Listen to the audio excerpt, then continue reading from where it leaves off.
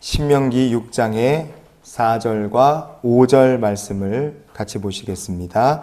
이스라엘아 들으라. 우리 하나님 여호와는 오직 유일한 여호와이시니 너는 마음을 다하고 뜻을 다하고 힘을 다하여 내 하나님 여호와를 사랑하라.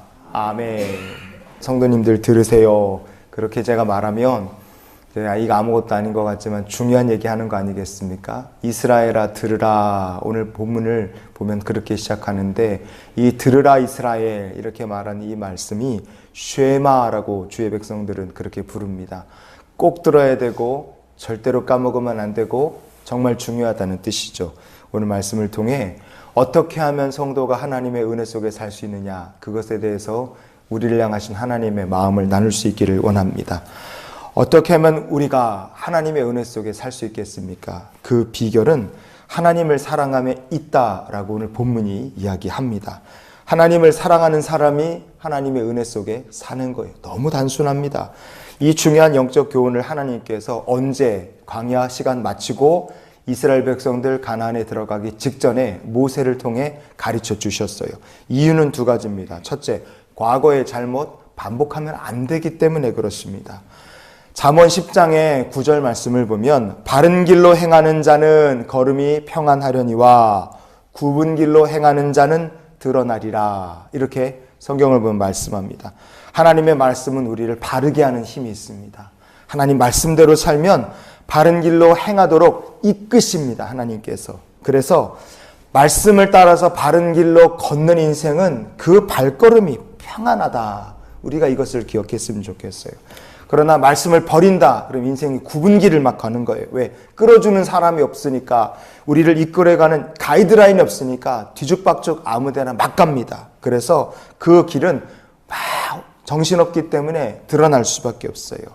여러분, 우리가 하나님 말씀을 힘입어서 오늘도 인생의 바른 길, 평안한 길을 걷는 주님의 백성이 되시기를 축복합니다.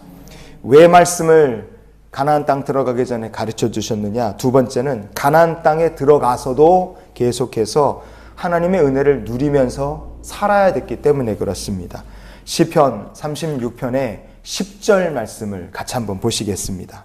주를 아는 자들에게 주의 인자하심을 계속 베푸시며 마음이 정직한 자에게 주의 공의를 베푸소서. 아멘. 말씀 보면 뭐라 합니까? 누구를 아는 자에게 뭘 베풀어 주신다고요? 주를 아는 자에게 주의 인자하심을 계속 베풀어 주신다 그랬어요. 사람이 어떻게 하나님을 알 수 있습니까? 말씀을 통하여 하나님을 알 수 있습니다. 다윗처럼 하나님의 말씀을 계속 묵상하고 주야로 생각하고 사랑하면 그 사람 어떻게 됩니까?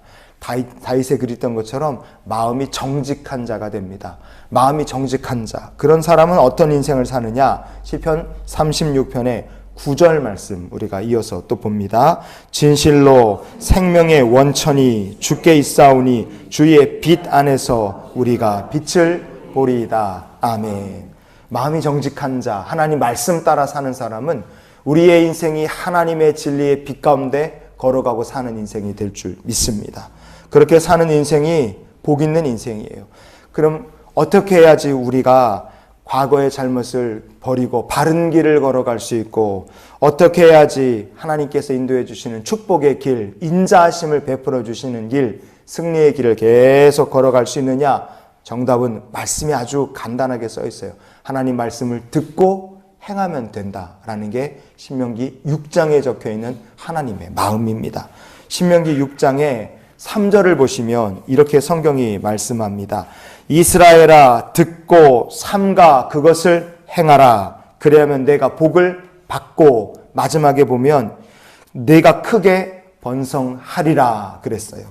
하나님 앞에 큰 복 받는 거는 어려운 게 없습니다. 말씀을 듣고 행하면 되는 거예요. 그러면 복을 받습니다. 번성합니다.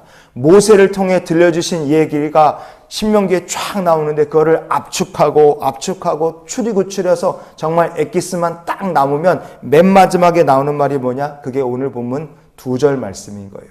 그 중에서 쉐마라고 부르죠. 5절 말씀에 보면 하나님을 사랑하라 그랬어요. 내 하나님 여호와를 사랑하라. 이게 신명기 전체 말씀 요약하고 나온 한 문장입니다. 내 하나님 여호와를 사랑하라.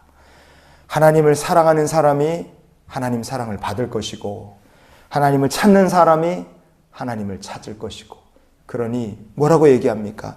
내 하나님 여호와를 사랑하라. 우리에게 하나님 말씀하시는 거예요. 어떻게 하는 게 그럼 하나님을 사랑하는 것이냐? 하나님을 가장 귀한 분으로 내 마음에 모시고 살면 그게 하나님을 사랑하는 겁니다. 하나님을 사랑하고 하나님을 예배하는, 예배를 소중히 여기는 사람은 삶의 중심이 예배와 성전에 맞춰지게 돼 있어요. 바쁜 일, 힘든 일 있어도 예배가 우선이고 하나님을 섬김이 우선이 됩니다. 왜냐? 예수님이 마태복음 6장 24절에서 한 사람이 두 주인 섬기지 못한다 말씀하셨기 때문에 그래요. 우리가 두 주인을 섬길 수 없기 때문에 주의를 지키고 가장 우선순위에 예배를 두고 살아가는 겁니다. 이렇게 하나님을 가장 귀히 여기고 하나님을 존중하는 사람은 어떻게 되느냐? 하나님께서 그를 존중히 여겨주십니다. 사무엘상 2장의 30절 말씀을 보시면 나를 존중히 여기는 자를 내가 존중히 여기고 나를 멸시하는 자를 내가 경멸하리라. 하나님 이렇게 말씀하십니다. 여러분, 우리가 하나님을 중하게 여기면 하나님께서 또한 우리를 중히 귀하게 소중히 복되게 여겨주시는 줄 믿습니다. 시편 85편의 12절, 13절 말씀, 우리가 오늘 말씀의 결론으로 같이 보시겠습니다. 여호와께서 좋은 것을 주시리니 우리 땅이 그 산물을 내리로다.